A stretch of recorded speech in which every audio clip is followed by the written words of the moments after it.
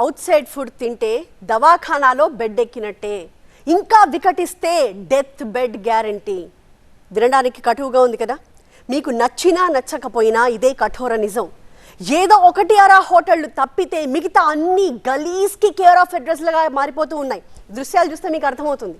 వెతికిన కొద్దీ రోజుకొక రుజువు కనిపిస్తోంది. అరే డబ్బులు ఇచ్చి మరి ఈ ఫుడ్ మనం ఆబాగా తినేస్తున్నది అని నోరెళ్ళ పెట్టాల్సిన పరిస్థితి. కాళ్ల కింద తొక్కి తొక్కి మసాలా తయారు చేయు విధానం సోషల్ మీడియాలో తెగ వైరల్ అవుతోంది. మీరు చూసే ఉంటారు. ఔరా అని అవాక్కయ్యి ఉంటారు. జీటీ రోడ్లోని శుభం హోటల్ పేరు చూసారా ఎంత పరిశుభ్రంగా ఉందో. లోపలికి వెళ్లారో పొరబాటున కిచెన్లోకి తొంగి చూశారో అంతే సంగతులు. కడుపు దేవెయ్యడం ఖాయం.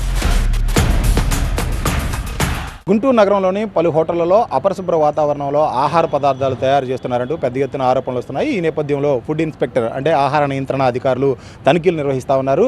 గతంలో మనం లక్ష్మీపురంలో ఒక హోటల్లో తనిఖీలు చేసినప్పుడు కూడా పెద్ద ఎత్తున ఫ్రిడ్జుల్లో ఉంచిన మాంసాన్ని కూడా బయటపడడం జరిగింది. ఈరోజు జీటీ రోడ్లో ఉన్న శుభం హోటల్లో మనం కనుక చూసినట్లయితే ఇక్కడ కాళ్లతో తొక్కుతూ మసాలా తయారు చేస్తున్నారంటూ కొన్ని ఆరోపణలు వచ్చాయి. అదేవిధంగా వీడియోలు కూడా వైరల్ అయ్యాయి. ఈ నేపథ్యంలోనే అధికారులు పెద్ద ఎత్తున ఈ హోటల్ మీద దృష్టి పెట్టి మొత్తం వచ్చి కూడా వీటన్నిటిని కూడా పరిశీలించడం జరిగింది.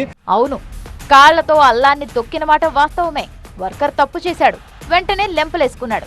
తొక్కిన అల్లాన్ని డస్ట్బిన్ లో పారేశాం అని హోటల్ వాళ్ళు టేక్ ఇట్ ఈజీగా తీసుకుంటారు. తిన్నవాళ్లకేగా గత్తరంతా.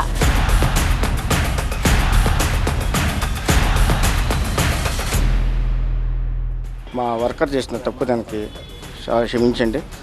అల్లం మిషన్ రిపేర్ అవడం వల్ల అతను వర్కర్ తెలియక, టెంపరీ వర్కర్ అతను తెలియక అట్లా కడిగాడు. నేను దాన్ని పడేసానండి. దాని వాడలేదు. మళ్ళీ ఫ్రెష్గా మిషన్ రిపేర్ చేయించి మళ్ళీ మిషన్ని చేశానండి. అది అల్లమైందండి. చింతపండు ఏదో దినుసులు అంటున్నారు, చింతపండు మాత్రం కాదండి. మేము చింతపండు వాడము. అది అంత చింతపండు వాడితే ఒక అరకిలో కేజీ వాడతామండి. చింతపండు ఏది కాదు, అది అల్లము. దానివల్ల నేను చాలా బాధపడుతున్నాను. అట్లా జరిగిన దానివల్ల ఇంకోసారి తప్పు జరగకుండా చూసుకుంటానండి. అవురా, ఆహార పదార్థాలు ఇలా తయారు చేస్తున్నారా అని ఫుడ్ సేఫ్టీ డిపార్ట్మెంట్ కూడా ఉలిక్కి పడింది. తనిఖీలు, సీజ్లు, కేసులు, కఠిన చర్యలు తప్పవని హెచ్చరికలు అన్నీ శరామామూలే. స్టాక్స్ అయితే బాగానే ఉన్నాయి. ఎనాలిసిస్ పంపిస్తా ఉన్నాం. తర్వాత వీళ్ళ మీద వచ్చిన కంప్లైంట్ ఏంటంటే అల్లం వాళ్ళ మిషన్ చెడిపోవడం మూలాన్ని మేము ఇట్లా చేసామని చెప్తున్నారు. ఏదో కాళ్ళతో దొక్కుతున్నారు ఏందా అని అడిగితే మేము అది వర్కర్ తెలియజేసామంటే అది మేము డిస్ట్రాయ్ చేసామని ఫోటోలు చూపిస్తూ ఉన్నారు. మీరు కూడా అబ్జర్వ్ చేయొచ్చు. అవి జెన్యూన్ ఫోటోలా కాదా అనేది మేము చూసి మేము ఇమీడియట్గా నోటీస్ ఇస్తాం. నెగ్లిజెన్సీ ఏదైనా కానీ వాడినా వాడకపోయినా నెగ్లిజెన్సీ కాబట్టి దానికి నోటీస్ ఇస్తున్నాము.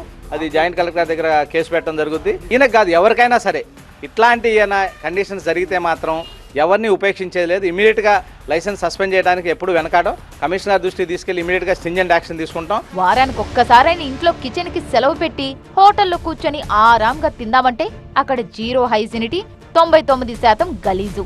ఇదిగో ఇక్కడ చూడండి, పాచిపోయిన biryani for sale.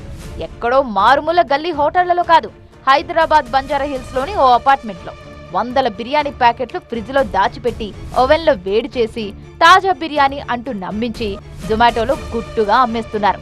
Lucky biryani shawarma పేరుతో జరుగుతున్న ఈ గలద్గాళ్ల గలీజు పనిపై బంజారా హిల్స్ పిఎస్ లో కేసు నమోదైంది.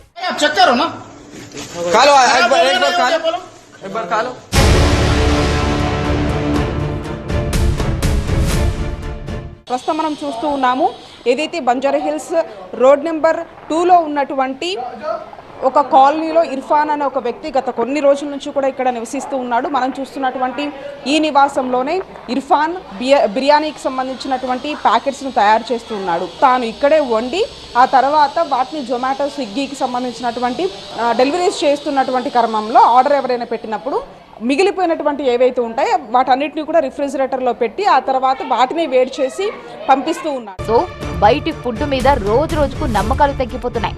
ఆన్లైన్ యాప్స్ లో ఆర్డర్ చేసుకుంటే అలా డోర్ డెలివరీ అయ్యేది కూడా ఆవార ఆహారమే. తిన్నవాళ్లకు తిన్నంత.